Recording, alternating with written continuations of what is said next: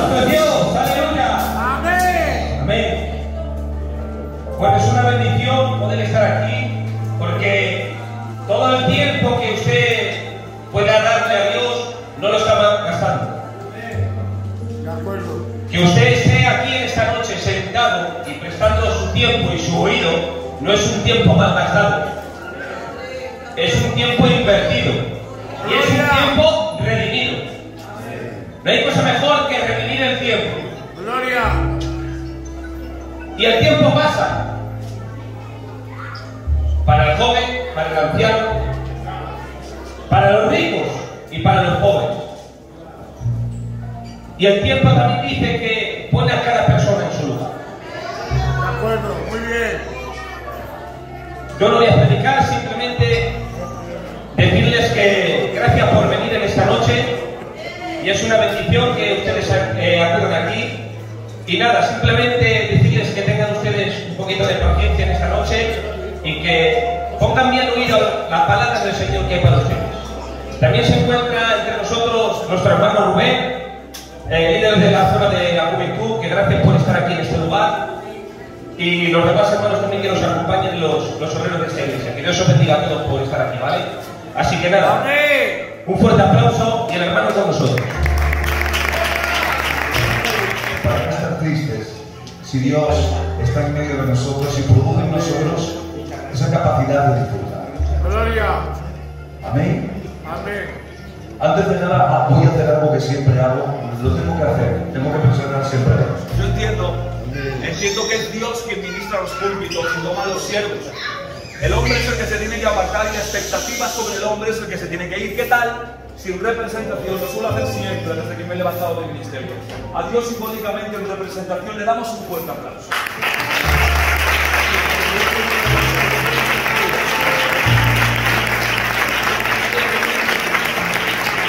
Y decimos un fuerte amén. Amén. Es que cuando presento al Señor entiendo que es Él, es que el protagonista es Él.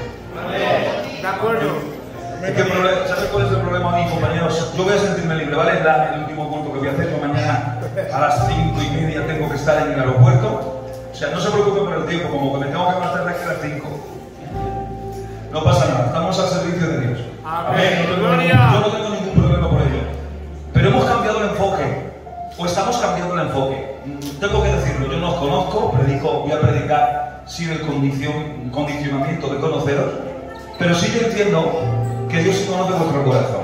Amén. Amén. Y hay un grupo selecto entre jóvenes, jovencitas, hombres y hombrecitas y mujercitas.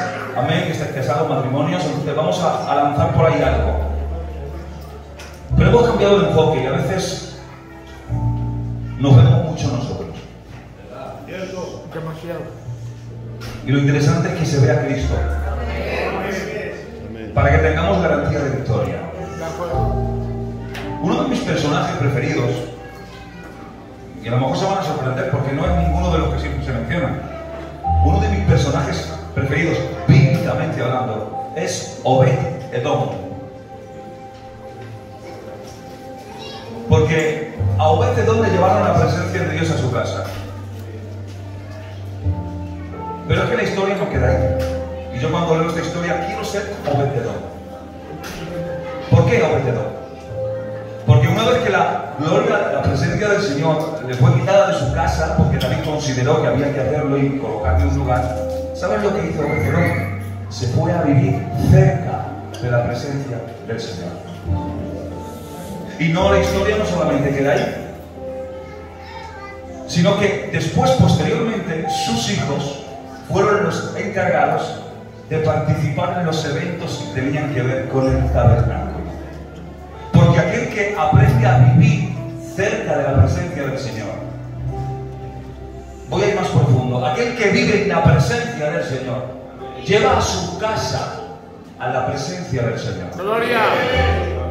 El matrimonio que lleva o que vive en la presencia del Señor consigue y logra que sus hijos y su familia vivan en la presencia del Señor. Gloria. Y entonces no vamos a tener los típicos problemas que tenemos hoy con nuestros jóvenes que se casan.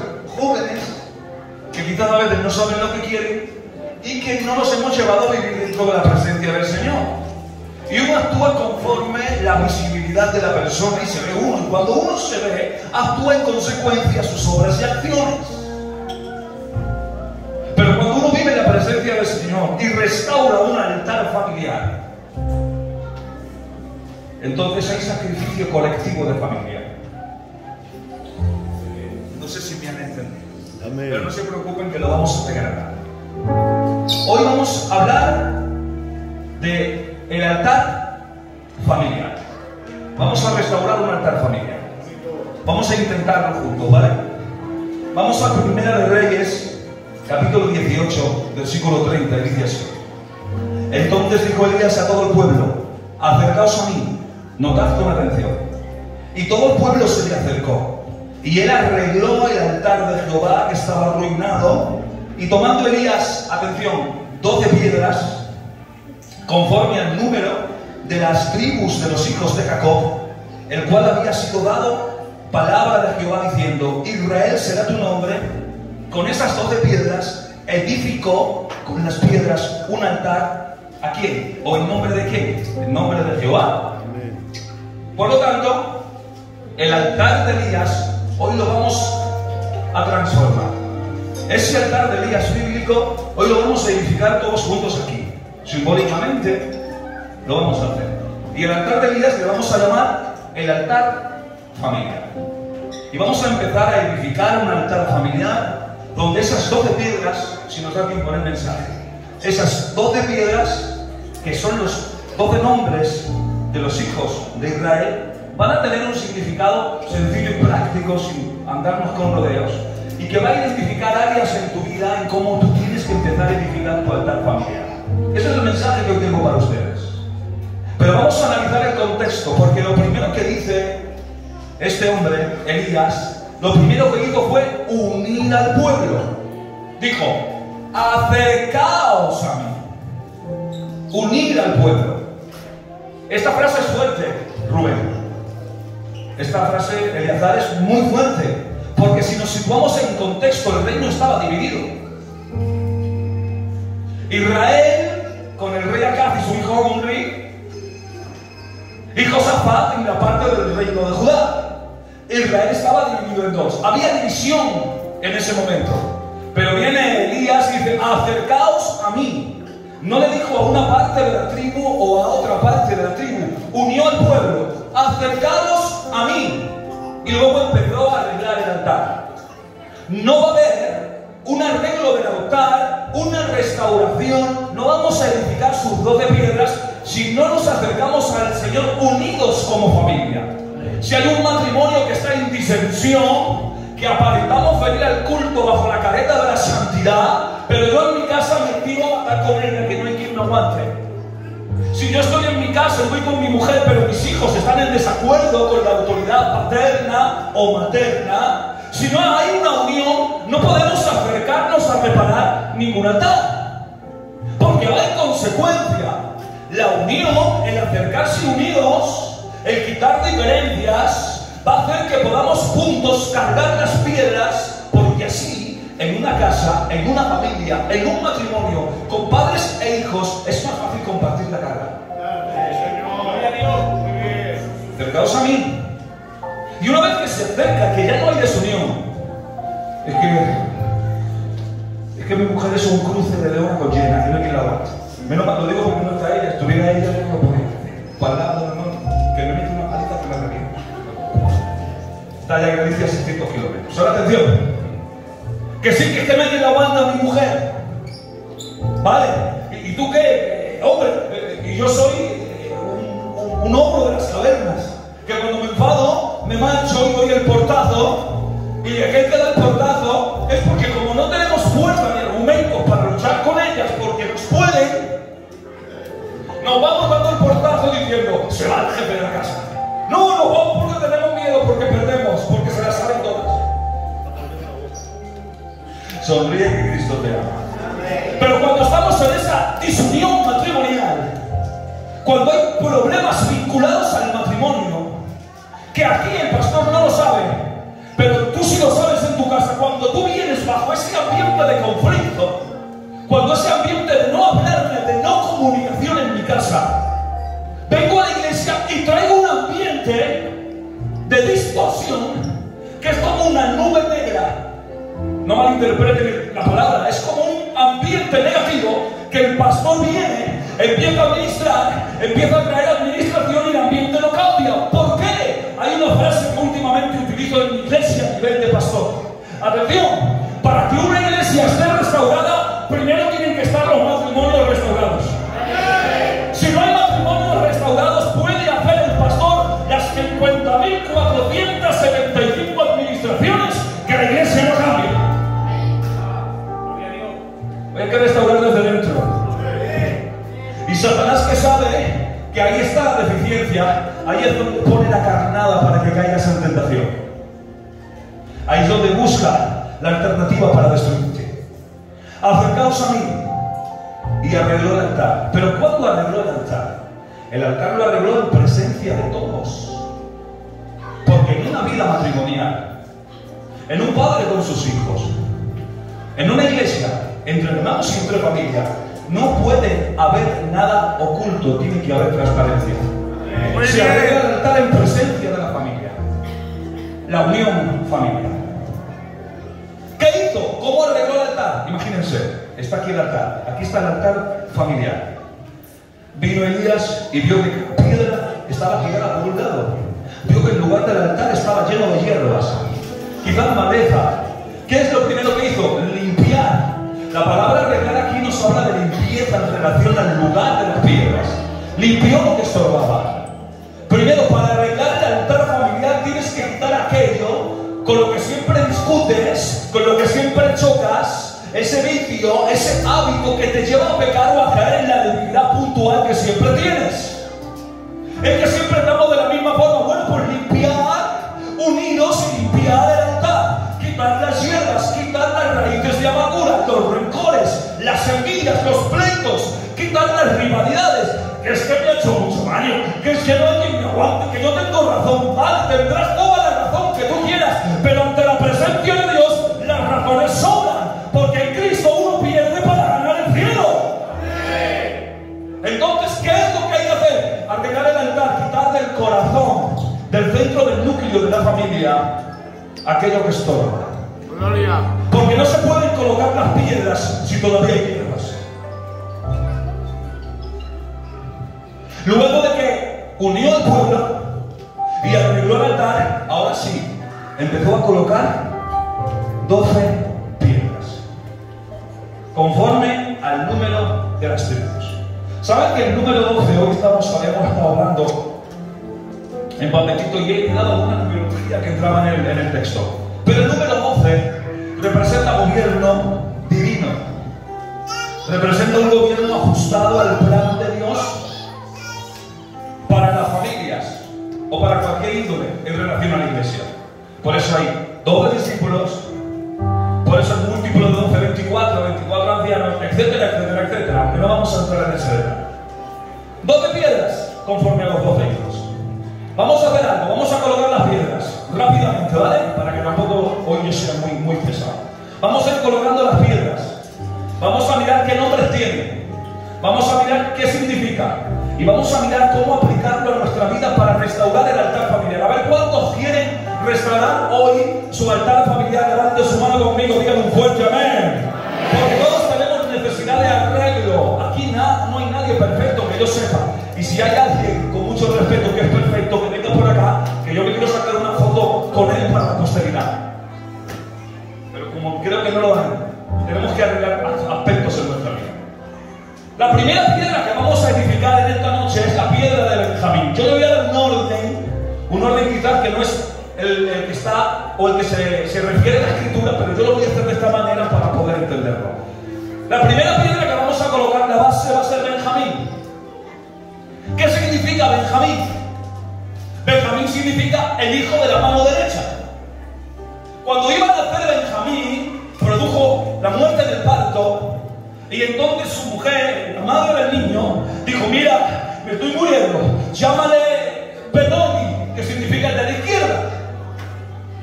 ¿Por qué? Porque para una mentalidad hebrea o judía, lo izquierdo era siempre maldito. La derecha era legal y autoridad. Entonces, llámale llamo? ¿Cómo le voy a llamar Benoni si es el hijo de mi amor? Le voy a llamar Benjamín, que significa el hijo de la derecha. Amén. Porque hay a veces joven, jovencita, hombre, mujer, que cometemos errores, que caemos, que nos golpeamos, que resbalamos, que nos hacemos heridas. Pero atención, no te autollames Benoni, porque tú no estás condenado. Vente, que eres el hijo de la derecha. Atención, pídele perdón a Dios, confiesa lo que tengas que confesar, reúnete con Él, y además Dios tiene amor para ti y para darte. Benjamín, hijo de la derecha. Entonces, ¿de qué nos habla la primera piedra? La primera piedra nos habla de legalidad, de ser legales. Ahora yo te pregunto a ti, iglesia de Useas, ¿cuán legales somos a Dios? En tu momento de oscuridad, cuando estás a solas, ¿cuánto legal le eres al Señor? Hermanita, en ese momento donde estás quizás con las redes sociales, ¿cuán legal le eres al Señor? Jovencito, tú que a veces estamos y pasamos la mitad de la vida mirando el teléfono, ¿cuán legal le eres a Dios? Porque para restaurar el altar familiar necesitamos poner la primera piedra, que es la piedra de la legalidad. Tenemos que ser legales al Señor. No en público ni en la iglesia, que no puedo aparentar lo que no soy, sino en mi vida privada. ¿Cuán legal soy en mi vida privada? ¿Cómo vivo yo con Dios en mi intimidad? ¿Tengo intimidad con Dios o solo mi intimidad se resume a una hora y media de culto y a unas reuniones de jóvenes esporádicas que se van haciendo de vez en cuando? ¿O realmente le soy legal al Señor y vivo en la legalidad que Dios quiere conforme a su proyecto? Porque cuando uno es legal, puede empezar a edificar el altar familiar. La segunda piedra que vamos a edificar es la piedra de Rubén. Rubén significa mirad al Hijo, ved al Hijo. Significa poner los ojos en Cristo. Y cuando edificas la primera piedra, que es la de la legalidad, cuando uno es legal, entiende que su vida está vinculada a la mirada a Cristo. Que no puede mirar en todo lo que le acontece alrededor. Es que has visto aquel, ¿por qué se usa aquel y yo no? ¿Por qué aquel canta y yo no? ¿Por qué aquel predica y yo no? ¿Por qué aquel se levanta y yo no? Que no, puestos los ojos en Jesús, autor y consumador de la fe. Pero para eso uno tiene que ser legal. Si no eres legal, vas a mirar también a los ilegalidad. Primero, la piedra de Benjamín, somos legales. Segundo, la piedra de Rubén. Ved al Hijo, mis ojos puestos en Jesús. Que todos se caen, yo me mantengo mirado a Cristo. Jesús, ¿quién eres tú? Yo soy Jesús. Déjame ir de ti. Pedro, en el agua, a solas, la barca. Vente. Da un paso. ¿Ay? ¿Que puedo andar? Sí, pero con la mirada puesta en Él. Andaba mientras tenía su mirada puesta en Él. Muy bien. Mientras tenía su mirada puesta en Él, fue capaz de andar sobre las aguas. Amén. Amén. Yo te digo a ti ahora, ¿dónde tienes puesta tú tu mirada? Tienes puesta tu mirada en una fachada que presumes frente a tus colegas, frente a la iglesia y al pastor, o realmente eres tan legal que has aprendido a poner la segunda piedra y entender que tienes que mirar al Hijo. Porque una vez que eres legal y miras al Hijo, podemos poner la tercera piedra, la piedra de Simeón. Y Simeón significa el que oye y obedece. Porque no vas a oír su palabra y a vivirla en práctica de vida cristiana si no tienes el fundamento de mirarlo a Él y anteriormente no le eres legal. Le eres legal, le miras a Él, entonces escuchas y obedeces. Amén. Pero hay gente en las iglesias que escuchan y no obedecen porque sus ojos no están puestos en Jesús. Y en consecuencia no son legales con Cristo. La legalidad inquiere fidelidad. Y la fidelidad inquiere integridad. ¿Qué es la integridad? Yo pregunto. ¿Hay algún joven que me pueda responder qué es la integridad? ¿Qué es ser íntegro? ¿Qué es ser íntegro? ¿Alguna jovencita? ¿Qué es ser íntegro? entendemos el concepto no podemos predicarlo. ¿Para qué decirlo si no lo entendemos? ¿Qué es el íntegro de jóvenes? Vamos para aprender. Una cualidad. Ser íntegro es ser puro. Que no haya contaminación. Ahí viene una mujer. ¿Y qué es lo que trae? Un frasco de alabastro. ¿Qué? ¿Pero de nada qué? No había una gota de alteración en ese nardo puro.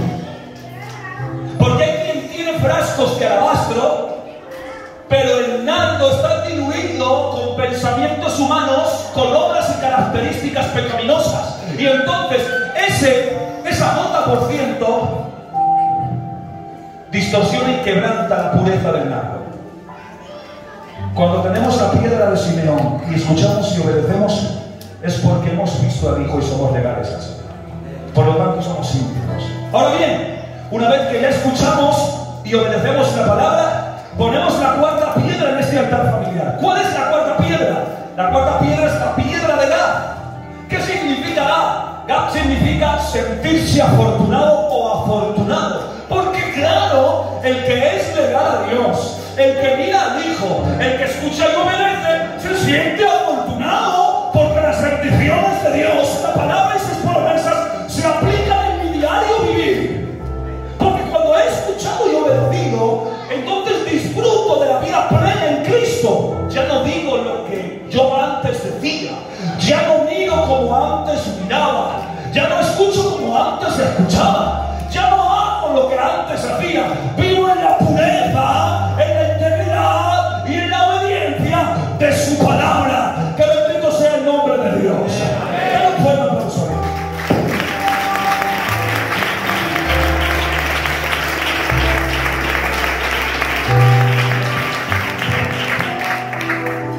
Ahora viene lo más fuerte. Porque si soy legal, segunda piedra, si pongo los ojos en Cristo, tercera piedra, si escucho y obedezco, cuarta piedra, soy afortunado, vivo en comunión con la palabra. Quinta piedra, la piedra de Dan. Dan significa el que juzga, o juicio, o justicia. Pastor, yo no aguanto a mi mujer. Y la mujer por otro lado. Pastora, que es que no hay quien aguante a ese hombre. Que ya no aguanto más. Él por un lado, la otra por otro lado. Claro, porque cuando no eres legal, cuando no ves al Hijo, cuando no escuchas y obedeces y no te sientes afortunado, entonces no puedes poner la piedra de Dan. ¿Qué es la piedra de Dan? Juicio. Empiezas a juzgar por todos los lados. Criticas todo y criticas a todos. Pero cuando has restaurado el altar familiar, atención, y has puesto la piedra de Dan, ya no juzgas a nadie, te juzgas tú mismo. Te juzgas tú misma. Ya no es la culpa de tu marido y la culpa de tu mujer. Sois un solo cuerpo con dos mentes diferentes. Hay que saber vivir conforme a la palabra y Cristo en el medio. Que bendito sea el nombre de Jesús. Ya no juzgas, es que no. Ya no resaltas los defectos de tu pareja. Empiezas a mirarte tú en el espejo de la palabra. Porque has escuchado, has obedecido, eres afortunado y te examinas tú. Ahí, lo que se llama el síndrome de Isaías. ¿Saben cuál es el síndrome de Isaías? En los capítulos 2, 3 y 4 del libro de Isaías, Isaías empieza a lanzar juicios contra el pueblo. Ay de vosotros que habéis hecho esto, ay de vosotros que sois esto, ay de vosotros. Claro, porque cuando uno ve santidad en medio de su pecado, porque su pecado, comparándolo con el pecado del hermano, es menos, ve santidad en medio de su error y su pecado. Y empieza a juzgar a todo lo que ve, que peca en demasía en comparación con él. Pero cuando se presenta el capítulo 6 de Isaías, en el libro de Isaías, y empieza a mirar al que está sentado en el trono, con sus faldas que lo llena todo, la gloria llena todo el lugar, diciendo santo, santo, santo, los serafines, al que está sentado en el trono. Cuando él se encuentra con él, dice, ya no dice, ay de vosotros, dice, ay de mí que soy El síndrome de Isaías está en aquellas personas que nada más juzgan a todos, pero no se miran ellos a la luz de la Escritura, porque no tienen el altar edificado con la quinta piedra, que es la piedra del cambio. Y una vez que has aprendido a no juzgar a nadie, sino a examinar tu vida conforme a la Escritura, puedes entender muy bien cuando entras por el tabernáculo.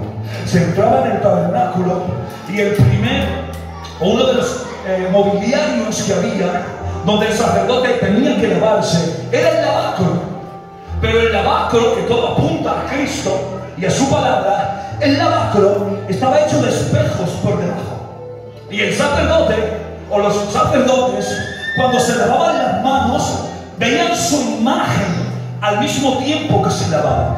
Porque eso es lo que produce el efecto de la palabra. Cuando tú la escuchas y la obedeces, entonces puedes vivir limpio conforme a ella, porque vas a poner la piedra de Gad, eres afortunado, y la piedra de Adán. No vas a juzgar a nadie, te vas a mirar tú. Tenemos que empezar a reconocer nuestros errores. De acuerdo. Tenemos que empezar a reconocer que no somos tan santos como decimos. Amén. Tenemos que empezar a reconocer que no somos tan buenos esposas como decimos, ni tan buenas esposas como decís, que no somos tan buenos hijos como decimos. Tenemos que empezar a reconocer que necesitamos mejorar. Amén. ¿Amén? Una vez que hemos puesto la piedra quinta, vamos rápido, vamos a seguir a poner la siguiente, vamos a por la sexta. ¿Saben cuál es la sexta? La piedra de Aser. ¿Saben qué significa Aser? Felicidad. Felicidad. Eso es lo que representa la piedra de Aser. ¿Y cómo puedo llegar yo a vivir feliz en mi casa, en mi matrimonio, con mis hijos? Claro, cuando has seguido edificando todas las piedras, y cuando la anterior, la quinta, la has puesto y empiezas a mirarte tú y no juzgar a los demás, entonces entiendes que puedes ser feliz y vivir una vida de felicidad con tu mujer, con tus hijos, con tu familia. Porque uno es feliz cuando tiene a Cristo en el hogar.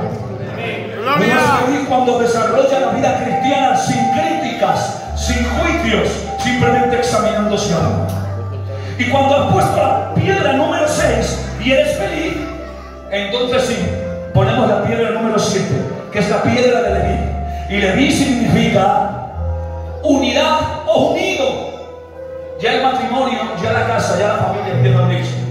Porque cuando ya le eres legal, cuando miras al hijo, cuando escuchas y obedeces, cuando te sientes afortunado, cuando ya no juzgas a nadie, cuando ya eres feliz, entonces la séptima piedra hace efecto en tu vida.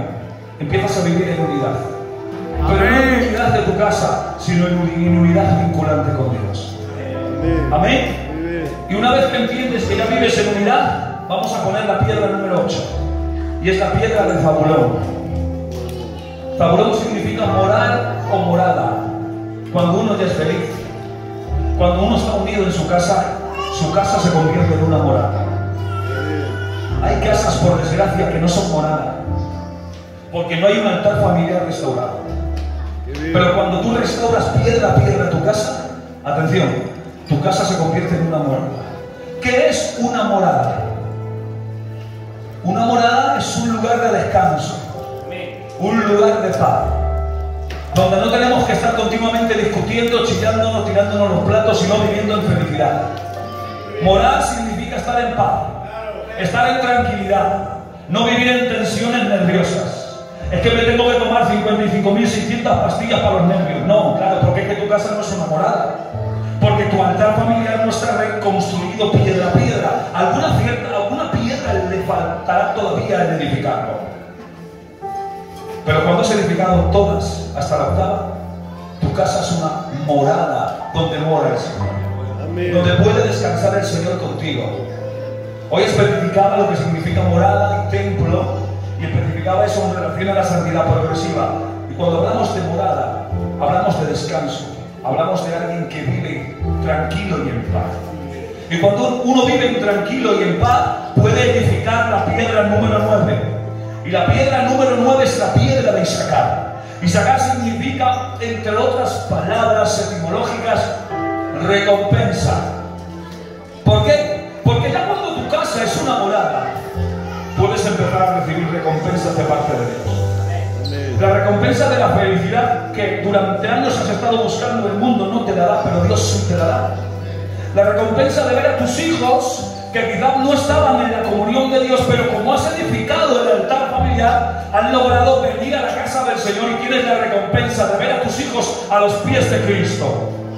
La recompensa de que ese matrimonio no se llevaba como se llevaba, cuando ha empezado a venir a unirse, a restaurar el altar y a edificar las piedras que hemos estado mencionando así un poquito rápido, atención, entonces ese matrimonio tiene la recompensa de vivir en paz, en unión, conforme al proyecto de Dios. Amén. Porque el proyecto de Dios fue unir y confeccionar familias. El Señor, antes de confeccionar el tabernáculo, lo primero que instauró fue la familia. Y Satanás es antifamilias. Satanás quiere romper la familia y el Señor quiere que se una la familia. Ahora, ¿en qué quedamos? El resultado final depende de tu persona. Si restauras el altar y llegas a la piedra número 9, la piedra de Isaac, vives en la recompensa de que lo que Dios te ha prometido, eso se va a desarrollar en tu vida. ¡Gloria! Que lo que Dios ha dicho, que vais a ser un matrimonio feliz, tu matrimonio va a funcionar en la felicidad que Dios te ha dicho. Amén. Que Dios te ha dicho que tus hijos cuando vienen a Cristo van a desarrollar felicidad, vas a llevarte la recompensa de ver la bendición en tu casa, de ver a Dios todos los días en tu casa, de disfrutar de la paz de Dios en tu casa y de dormir en paz todas las noches en tu casa. Dale un fuerte aplauso a Dios, por favor.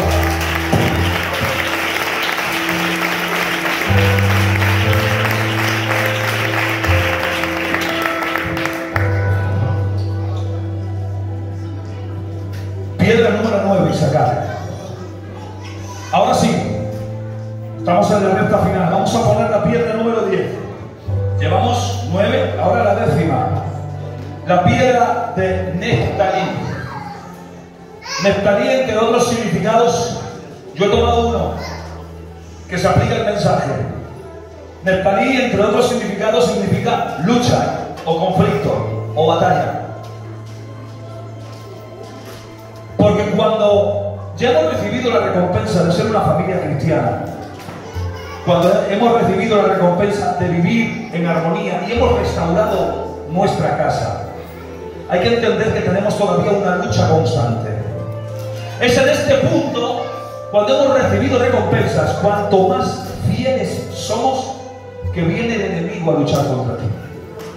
La Biblia dice, en referencia a Ezequías, y después de esta fidelidad se presenta el rey Senaquerib a pedir tributo. Señor, cuanto más ayuno, cuanto más oro, cuanto más vengo al culto, cuanto mejor estoy, me viene esto ahora, me viene este problema ahora, me aparece esta circunstancia. No lo entiendo. Si ahora soy bien, si cuando vengo al culto, cuando era un bicho malo, cuando no me aguantaba nadie, no tenía problemas, y ahora que estoy bien, me vienen los problemas. Claro, porque si has empezado a restaurar el altar familiar, cuando llegues a la piedra número 10, te hace entender el Señor que todavía hay conflictos con los que tienes que luchar. Primero, tienes que luchar contra ti mismo, porque hay áreas en tu vida que tienes que cambiar. Segundo, tienes que luchar con tu entorno, porque habrá personas que no les gustes. Habrá personas que te pongan tropiezo, habrá personas con las que tengan que enfrentarte en ciertas situaciones, pero el Señor te dice, coloca la piedra número 10, coloca la piedra de Neftalí, sigue luchando que yo estoy contigo, que tú no estás solo, que yo lucho por ti. Amén. Y una vez que hemos luchado, podemos poner la piedra número 11. Y la piedra número 11 es la piedra de José. He puesto José. Y José significa, entre otras palabras, que Dios añada, porque no es cuando tú quieras, es cuando Dios quiere. No es cuando a ti te plazca, es cuando Él en su proyecto lo desarrolla en tu presente. Porque decía ayer algo para cambiar un concepto que no existe, que yo no nazco con un propósito. No nacemos con propósito, nacemos para un propósito. Y ese propósito lo descubrimos en la medida en cómo andamos en el Espíritu y cómo nos movemos en santidad progresiva. Ahí descubrimos el propósito que Dios tiene para nosotros. Solo tenemos que desarrollarlo. Pero no es cuando tú quieras. es que tengo un trabajo, es que me han dicho que voy a ser el número 1 a nivel mundial. No, que no es cuando tú quieras. Que cuando has edificado el altar familiar y pones la piedra número 11, es que Dios añada. Entiendes que es Dios quien tiene que añadir, que es Dios quien tiene que hacer lo que no eres tú, que es cuando Él quiere. Señor, te pido esto, Padre, dámelo, que es cuando Dios quiera. Hay un problema grande y serio, que queremos juventud y muchas veces le pedimos al Señor: Padre, Señor, mira, quítame, Señor, este pecado, Padre. No puedo más, quítamelo. No. ¿Sabes que si Dios viniese, compañero, ¿sabes lo que te dice el Señor? Mira, escucha, que no te lo voy a quitar yo, que lo tienes que dejar tú. Señor, quítame, Padre, quítame el móvil, quítamelo de la mano, Señor. Que no te lo voy a quitar, déjalo tú. Señor, quítame ese pecado, tápame los ojos. No, que lo tienes que hacer tú. Claro que sí. Que Dios no te va a quitar lo que no te ha dado, que lo has tomado tú, por lo tanto déjalo tú. Él te va a instar, Él te va a dar las fuerzas, Él te va a decir cómo hacerlo, pero tienes que dejarlo tú. Oramos para que Dios nos quite el qué cuando tú eres el que está practicando. Señor. Es que me pongo en el ordenador y a veces me aparecen en esas ventanas flotantes tan extrañas. Señor, quítame, Señor, la mano del ratón del ordenador. No, quita tú, deja tú el ordenador. Que no, compañeros. Que cuando entiendes con la piedra número 11, Dios es el que añade cuando Él quiere. Y entonces, una vez que hemos colocado 1, 2, 3, 4, 5, 6, así hasta 11, viene la piedra número 12. La piedra número 12 es la piedra que nos falta, Judá. ¿Y qué significa Judá? Dios se ha alabado, alabanza, Jehová, confesión, etcétera, etcétera, etcétera. O sea, cuando hemos empezado con la legalidad y hemos terminado con que Dios es quien añade, entonces hemos restaurado el altar y podemos entender con la última piedra que en todo el proyecto de nuestra vida, voy a dejarlo bien, mira, escuchad, que todo el proyecto de nuestra vida es darle la alabanza a Jehová. Amén. Darle la alabanza a Jehová. Amén. Que todo el proyecto de restaurar el altar no es para que tú te beneficies, no es para promocionarte a o a dónde vas, es para darle la gloria a Jehová. Amén. Cuando uno aprende a darle la gloria a Jehová, entiende lo que es ser cristiano. Amén. Yo te pregunto, ya terminamos, ¿qué es ser cristiano?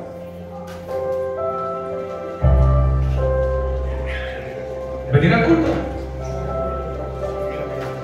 ¿Predicar muy bien? ¿Tener una titulación teológica? ¿Orar mucho? Uy, ¿se habéis dudado ahí? No, tampoco es eso ser cristiano. ¿Ayunar? No. ¿Seguir a Cristo? No. Eso no es ser cristiano. Eso es parte del devocional de un cristiano. Pero cristiano es mucho más sencillo. Cristiano es vivir a Cristo. Amén. Aleluya. No es seguirlo, es vivirlo. Amén. Es hacer una experiencia personal. Es desarrollar la vida de Cristo en tus acciones diarias. Que no es lo que tú dices, es lo que Dios dice. Muy bien. Por eso cuando Ezequiel 47, el profeta, entra en el río de Dios, le dice el Señor, entra 450 metros, que son aproximadamente los 1000 codos. Entra 450 metros al río y dice la palabra que el agua le daba por los tobillos. ¿Sabes qué representa el agua en los tobillos? Representa que el río de Dios, su palabra es la que te tiene que dirigir. Que Él dirija tus pasos, que el río de Dios dirija tus pasos, que no vayas donde tú quieras, que sea Él quien te dirija. Amén. Pero no basta para vivir dentro del río de Dios. Le dice, entra otros 450 metros y el agua le daba por las rodillas. ¿Saben qué significa el agua por las rodillas? Significa que tu oración tiene que estar humedecida por el río de Dios. Que no es una oración religiosa de vanas repeticiones para que queden muy bien en la iglesia con esa pedazo de fraseología que tienes. Que no. Que es una oración en la intimidad donde está sumergida en la unción del Espíritu Santo. Bueno, en el Espíritu Santo que es la unción, pero donde está humedecida por atención de Dios, que tus rodillas están dentro de la Escritura. Es decir, que no corren tus pies apresurados al mal, sino que tus pies son dados para caminar en la palabra, que es la palabra del Señor. Pero no basta. Dice que el agua le daba por los lomos en otros 450 metros. ¿Saben qué representan los lomos en la Escritura? Representa la fuerza del hombre. Y le estaba enseñando el Señor al profeta: cuando entiendas que el río te dé por aquí, que no son con tus fuerzas, que no son con tus méritos, que no son con tus talentos, que no son con tus capacidades, que es con el poder de Dios, podrás seguir otros 450 metros. Vale, es que ya no hago pie. Ese es el secreto. Porque el hombre en la distancia, cuando te vea, va a ver a un cuerpo sumergido y a una cabeza que sobresale. Y nosotros como cuerpo de iglesia tenemos que estar humedecidos y sumergidos en la palabra y en la Escritura de Dios. Amén. Y que sea Dios la única cabeza que impere y mande en nuestras vidas. Gloria a Dios. Por lo tanto, ser cristiano es vivir a Cristo. Que sea Él quien dirija nuestras vidas. Pero atención, queda para los anales de la historia la diferencia entre un seguidor de Cristo y un cristiano. ¿Por qué? Porque el que sigue a Cristo lo puede seguir desde lejos, lo puede seguir desde cerca, o lo puede seguir en torno a. Pero el que es cristiano, el que vive a Cristo, lo vive en la experiencia personal de su vida. Y hay alguien en la historia de la Biblia que nos lo deja plasmado. Su nombre es Pablo. Pablo dice: ya no vivo yo, sino que vive Cristo en mí. ¿pero por qué? Porque anteriormente dice: con Cristo estoy juntamente crucificado. Que bendito sea el nombre del Señor. Por lo tanto, ser cristiano es vivir en Cristo. Ahora, ¿cómo puedo hacerlo yo eso? En Mateo 16:24 Cristo dice: si alguno quiere venir en pos de mí, niéguese a sí mismo, tome su cruz y sígame. Este es un texto que tiene mucha amiga, en el cual no lo voy a desarrollar, no hoy, pero sí por encima vamos a tocar dos puntos. Si alguno quiere seguir en pos de mí, la palabra pos es muy particular. No voy a decir su palabra original, pero sí que me entiendan. Es muy sentida, muy profunda, porque habla de seguir, pero poniendo las huellas detrás de las huellas de aquel que lo está diciendo. Por lo tanto, nos habla de cercanía. Porque si yo voy pisando, pero vengo desde allá, la huella se va a desvanecer y no voy a saber dónde poner el pie. Entonces, cuando dices: si alguno quiere venir en pos de mí, quiere vivir mi vida, o quiere que mi vida viva, quiere seguirme en esa calidad de vida, tiene que poner la pisada donde yo la pise, poner el pie donde yo lo pise.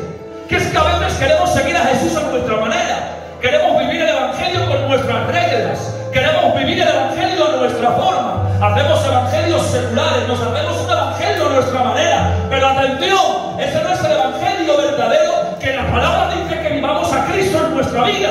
Vivir a Cristo en nosotros es seguir sus pisadas tan de cerca que no esperar a que se desvanezca, poner el pie donde Él lo puso. Gloria. En pos de mí, niéguese a sí mismo. La palabra negarse a sí mismo, ¿qué significa? Significa destronarme yo del trono de mi corazón y ponerlo a Él para que empiece a dirigir mi vida. Gloria a Dios. Negarme a mí mismo es negarme a mis principios, a mis razones, y dejar que sea Dios quien impere en mi vida. Dentro de los nombres compuestos de Dios, en el estudio de la teología propia, hay un nombre compuesto al cual se le conoce como Adonai Yahvé. No Yahvé Adonai. En todos hay una partícula que es Yahvé Rafa, Yahvé Jireh, Yahvé Sinkenu, o sea, Yahvé primero. Pero en este nombre es el único que se invierte, es Adonai Yahvé. ¿Por qué? Porque primero el Señor se presenta como Adonai. Adonai significa Señor. Y cuando tú recibas al Señor como Señor y te sometas a su señorío, entonces usa la partícula Yahvé, que significa poderoso, y empieza a obrar con poder en tu vida. Pero no esperes recibir el beneficio del poderoso si todavía no te has sometido al Adonai, que es el Señor. Amén. Sométete primero al Adonai, a su señorío. Aleluya. Es decir, niégate a ti mismo. Muy bien. Niégate a ti mismo Sométete al señorío del Adonai y luego el Yahvé, el poderoso, operará en tu vida conforme a tu necesidad y al proyecto de Dios. Muy bien. Niéguese a sí mismo. Nos habla de rendirnos a los pies del Señor. Tome su cruz. Tomar la cruz nos habla de responsabilidad. ¿Cuánta poca responsabilidad hay en la juventud hoy en día? ¿Quieres este cargo? Sí, venga, toma el cargo. A los 4 días ya no hay nadie. Yo quiero cantar, pues venga, te pongo en el coro. A los 4 días no hay nadie. Que sí, que yo quiero hacer esto, vale, venga, sube, ministra. A los 4 días no hay nadie. Porque la cruz representa responsabilidad. Cuando uno sigue las pisadas de Cristo, cuando uno se niega a sí mismo y se somete al señorío de Cristo, entonces tiene y nace en él la responsabilidad. La responsabilidad de hacer las cosas en orden y correctamente. Amén. Joven, de vivir correctamente. Amén. Mujer, de vivir correctamente. Y luego termino. Entonces, claro, una vez que has hecho todo esto, sígueme. Y sabes que aquí la palabra es un caso especial, Jeromo. Porque la palabra seguir aquí, sígueme, nos habla de calidad de discípulo. Nos habla de ser discípulos. ¿Saben lo que es un discipulado? ¿Saben lo que es ser discípulo? Ser discípulo tiene que ver con vivir conforme a lo que Dios te dice a través de la Escritura. Y cuando dice sígueme, está hablando de ser discípulos. Tú no puedes seguirle si no eres un discípulo, porque no vas a vivir como Él quiere que vivas. ¿Quieres ponerte un minuto de pie solamente conmigo, por favor? ¿Puedes tocar esa melodía? Gloria a Dios. ¿Qué os parece si 2, 3 minutos, 5, son las temprano? Hoy no me he extendido mucho. Está bien. ¿Qué os parece si apagamos un poquito las luces y adoramos al Señor?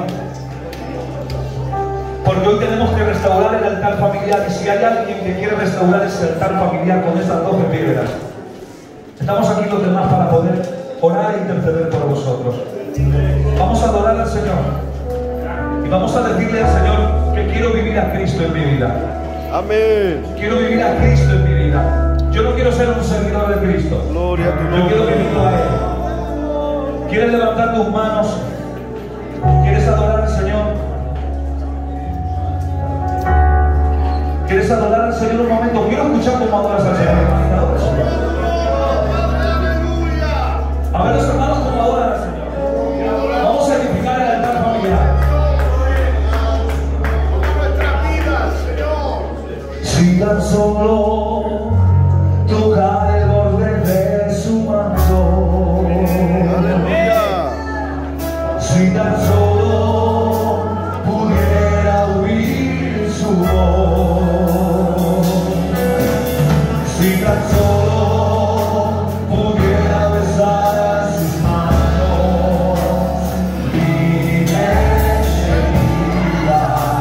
Eso, ayúdame. Ya lo sé. Si tan solo pudiera, eso. Ahora me gusta más. A ver todo. Si tan solo pudiera oír su voz, si tan solo pudiera besar sus manos, mi seguiría. ¿Cómo estamos ahora, diga? Ya lo sé.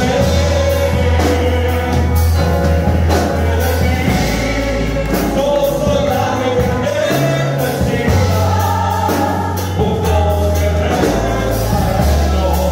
Pero fuerte, para ser liberado, porque delante de ti solo soy alguien que necesita una mirada de mi Salvador. Su nombre es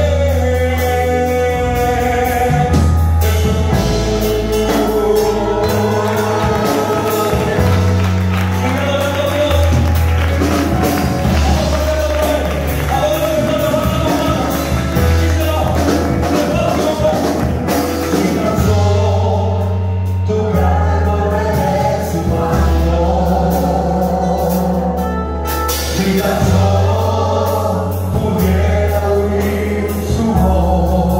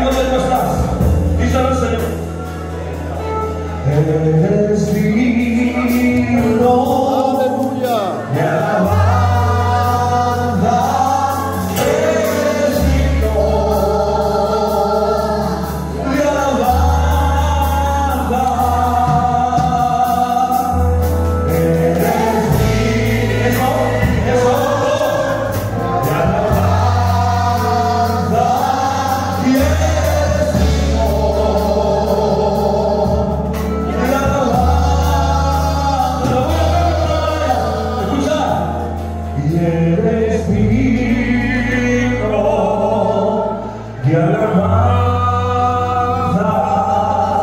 y eres digno de alabanza, y eres digno de alabanza, y eres digno de alabanza.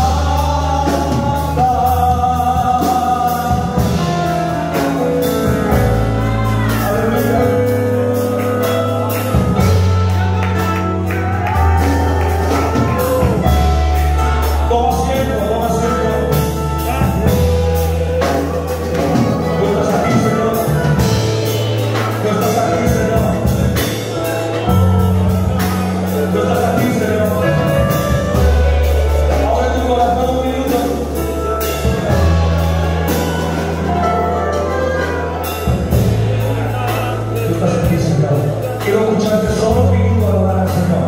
60 segundos, díselo al Señor. Ahora con el restado de tu altar. Empieza a vivir como un cristiano. Empieza a vivir a Cristo. Gracias, Señor, por estar